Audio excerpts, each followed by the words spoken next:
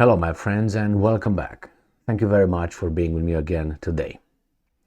On the 26th of October 2023, I made a video where I claimed, based on the evidence provided by the information I received, that Ukraine collapses. And I gave Ukraine about 2 weeks, and I said in no more than 2 weeks, big things will happen, major developments. Well, it took them what? Today is the 2nd of November, and I have 1, 2, 3, 4, 5, 6, about 7 or 8 articles ready for you to show you Ukraine is collapsing. All this evidence provided by the commander-in-chief of Ukraine forces, Valery Zaluzhny, General Valery Zaluzhny. I'm going to show you, according to him, they're losing everywhere. There's about 5 areas where he calls as we need this, we're not doing this right, something is going on. Let me show you. So the first one is the video I made on the 24th of October, where I said Ukraine collapses, signs of Ukrainian retreat. Go and check that out, and I made a point why I assessed that Ukraine is in the process of collapsing. Now I will start with these many articles that I have, and they all feature Valery Zaluzhny. Start with the first one. All of them come from Ukrainian media outlets, not from the Russians. So Ukrainska Pravda, 9 hours ago, today on the 2nd of November. Ukraine's commander-in-chief says Ukraine needs unique invention to avoid protracted war. You know what unique invention is? It's called Wunderwaffe, wonder weapon, as the Germans called it in the Second World War. So that means without a Wunderwaffe, we are screwed. It's going to be a protracted war. Remember, he's not going to tell us we're going to be beaten. We're just going to be a prolonged war that's going to be happening for a long time. I think it's not going to be a protracted war. I think eventually they will collapse, and I tell you why. Because of the same statements Zaluzhny is going to make in the next articles that I'm going to feature today. I remember when I asked my father if he believes in God or what is God. I was small, and this was his answer. He said, well, I think that when we humans lose everything and we don't have anything to, lost everything and we have no other weapons or anything to do, and I think we just, cling into something else. That was his answer. I think this is Zaluzhny here with his unique invention. He thinks something out of the ordinary, something supernatural, which is a unique invention. Now, let's go to the next article. So this is the Wunderwaffe.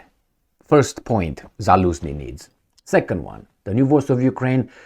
This is again November 2nd, 2023. Zaluzhny warns F-16s may arrive too late. Too late for what? As Russia's modern S-400 air defense systems can reach past the Dnipro River. Now, I said this in my previous videos, and I said maybe these guys, which is the United States of America and its vassal states, are just postponing the delivery of F-16 so they don't get embarrassed. And maybe the developments in Ukraine will not require F-16s anymore or anything like that, no more investments, because the situation is dead. And now they claim that they need to train the Ukrainians between, 6 to 9 months for the F-16s. They said they will come in the late 2013. Now they said, now, about 2 months ago, they said, well, no, it's going to be probably in spring 2024. Now they say maybe in the fall of 2024. Why? Because of the developments. Not because the Ukrainians are dumbasses and they don't know how to fly a plane and learn a little bit of English and so on. Not that. Because remember, they said, well, they're doing it in 6 months, but they will be capable of doing it in 3 months. And now they pushed it to 9 months. What happened? The Ukrainians, all of a sudden? No. They're just postponing as Germany postpones the sending of their long-range missile Taurus that can reach 500 kilometers radius. For the same reason, they don't want to provide Ukraine with technology or to embetter themselves, since they will lose anyway. That's my interpretation of that. And time will tell. And remember, they call Russia's modern S-400 air defense systems. You see, for the entirety of the year and more than a year and a half of what's going on in Ukraine, we've been told daily Ukraine is winning and Germany. Russian military sucks and their airplanes are bad and all the air defense systems are not good. We have the best, they have the worst. Now they turn it. All of a sudden, Russia's modern S-400s. Well, that means they prepare, I think, they prepare their downfall. So they will say, well, after all, these guys are very good now. Well, they were very bad before and now they're very good. How come? Using the same weapons? All right, let's go to the next article, which comes again from Ukrainska Pravda, and it's from the 1st of November 2023. And they tell us that Bayraktar drones become less efficient on front due to improved air defense of Russians. All of a sudden they improved? How in the hell they improved their air defense? Haven't they used the same systems? All of a sudden they are inefficient? How? The Russians invented something in the meantime? No, my friends, they are getting ready to let us know we're losing, but they can't just break it like this. A lot of people will get drunk and do stupid stuff, okay? And other domestic violence because they're losing. So they can't do this. They have a pussified audience, so they have to take it easy. You can't tell them the truth as it is. They can't handle the truth, right? As these guys in charge think that we can't handle the truth. That's why they will keep us safe, but by keeping us in an ignorance, they think. But little by little, we scratch the surface of what's going on behind the curtain. Again, so now they tell us that drones become less efficient. Again, that means losing. Next article. Ukrainska Pravda, again Zaluzhny, November 1st. Ukraine's commander-in-chief speaks about evaders and reserves, points out gaps in legislation. So not only that they have a problem with a unique invention, they need God's miracle or someone's miracle. Not that the Russians are having a modern S-400, so that means they're too good and they can hit further all of a sudden. Not that the drones are bad. Now we find out that actually they don't have personnel. They don't have reserves. And I made a video on that about 5 days ago, where I said that these guys run out of reserves, and I'm going to show you the video in case you want to find it. Right here, I got it. And look at that one on top. October 31st, my friends, 2 days ago, right, or 3 days ago, confirmed Ukraine runs out of soldiers to fight Russia. The war is over. I said that on the 31st. And again here, Ukraine runs out of troops. October 15th. Go and check that out. And we're going to go back to this. And he says that evaders and reserves points out in gaps in legislation. That means he wants to narrow down more the possibility of avoiding being recruited into the Ukrainian army. They scrape the bottom of the barrel. Now, let's go to the next article. So this is, as I said, Ukrainska Pravda. All these things that I mentioned were Ukrainian media outlets.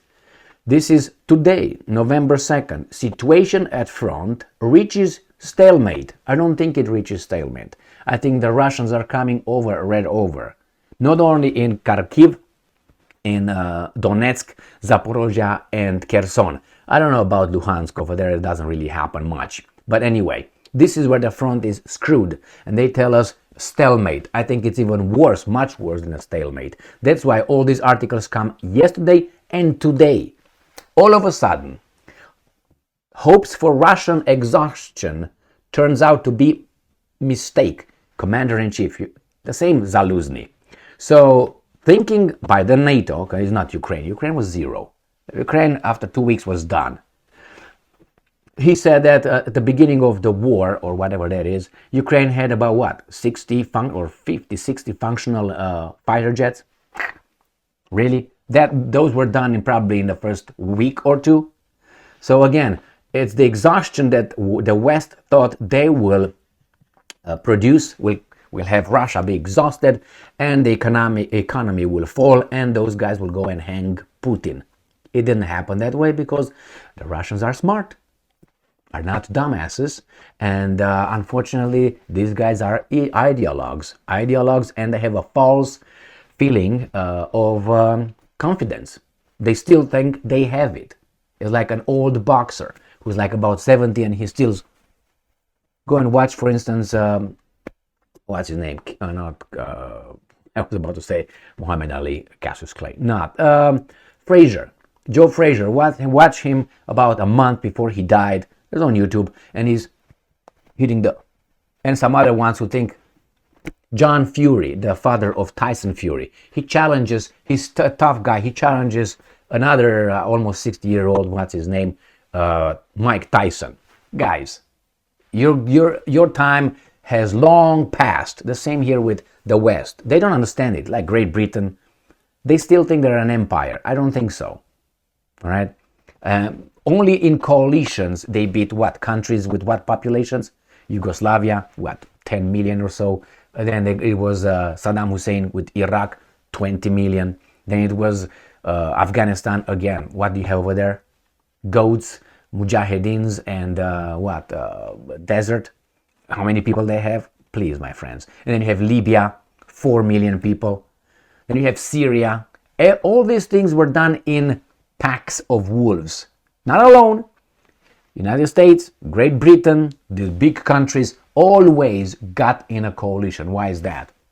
Besides building a little bit of a legitimacy, thinking that by building numbers, is going to be better than acting alone. Well, a crime is a crime, regardless if it's one person or 10 persons involved in a crime. That's why these guys in the parliament, they think that, you can't touch us. We voted. It was unanimous. Yeah, but if you voted for something criminal, you're still criminals. But hey, our democracy will not punish them. We just vote them out. Hey, where is Reznikov, the defense minister of Ukraine? Yeah, that guy.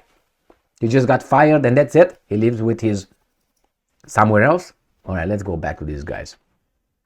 So they thought they're going to exhaust Russia, and it was a mistake. Well, you should have continue to stop the war in March when you met with the Russians 5 times and not listen to NATO destroying your country by having you fight the Russians like right now. Now you look back after hundreds of thousands of people being dead, country destroyed, and so on. Now you say it was a mistake. Okay, who's going to be hanged?